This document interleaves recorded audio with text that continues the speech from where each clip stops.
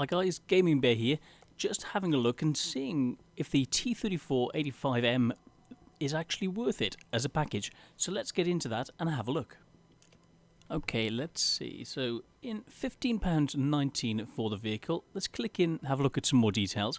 So you get it standard setup, 1450 gold for that 14.19 or 19.99 euros. So let's do a review of this vehicle, see if it's worth that amount of money. Okay, first thing first, let's look at the vehicle in comparison to a standard T34-85. So let's call up T34-85, check the details, a straight comparison. What you'll notice between the two vehicles is that you've got a power to weight ratio which gives the advantage to the T34-85, but the M version, instead of having the standard 45mm of armour, it's got 75mm on the front. The turret is basically the same. Let's have a look at the other vehicle in the garage. So T34-85. See how it looks? It looks bigger. It's got the turret and the tank seemed a little bit bigger, as you saw the central part of the model move. So between this, with 45mm of armour, 45, this turret, back to the 34-85, you saw it change just slightly. But you end up with a very similar turret, but 75mm of frontal armour, sloped. So we'll have a look and check out the armour profile and the rest of the comparison. But before then, you'll see that the gun itself is a ZIS S5. Basically, it's the tier 6 gun. It's not such a punchy gun. You get a higher rate of fire of 11.34 compared to 10. And a worse penetration. So let's get into more specifics. DPM slightly up by approximately 50, but in spite of having a higher reload time, the aim time's worse, dispersion's not as good. On the move, it's not as accurate, as you could let it have time to settle. Now, to see if it makes sense. So on toe traversing, turning the gun, it's more accurate. Shell velocity is down by about 150, 160 meters per second, so it's less accurate at range. The lead time, you could give more lead time. Ammo capacity is quite nice. 60 rounds instead of the standard 48, which is very, very good. Penetration is only 126 instead of 140, but 126mm at this tier is still good enough. Top speed, you lose 1 kmh. So down to 53 instead of 54. So okay.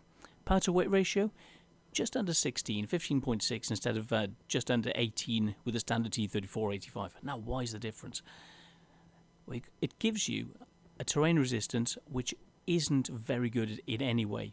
But then you come to the things that make this gun and this tank work. Gun elevation, 25 degrees instead of 22. So it's much more usable on the battlefield. Gun depression is the same.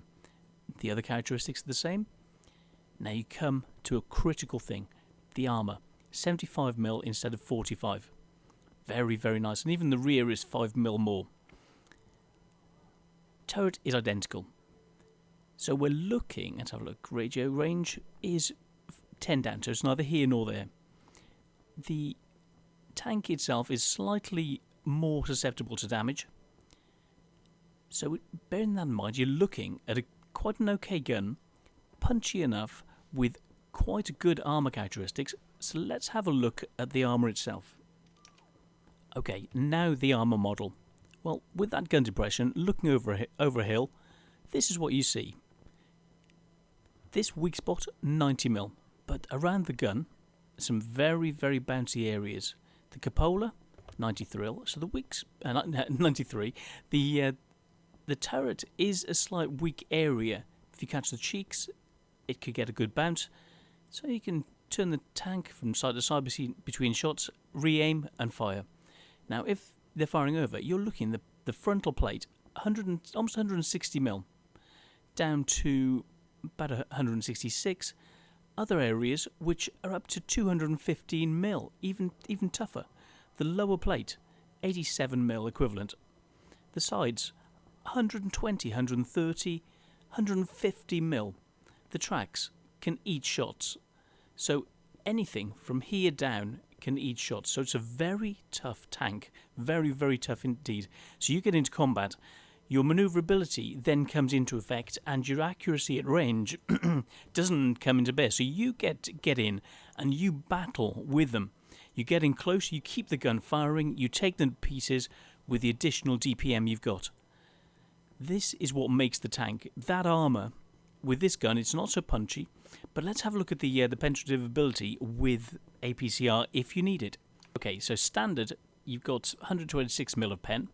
With the APCR, I mean, it goes up to 167mm, which is more than the standard 144 with the T34-85, giving you a shell velocity of 990 meters per second. So you've got a lower lead time, so you can get on target, fire, and penetrate more easily with a higher DPM to give you a better overall than a standard T34-85 with the premium. And if you can't deal with them, well, get away from there, or aim for weak spots, you know, as you should do. You get in close, battle, use the armour of the tank, make them hit the hull instead of the turret, and take them to pieces.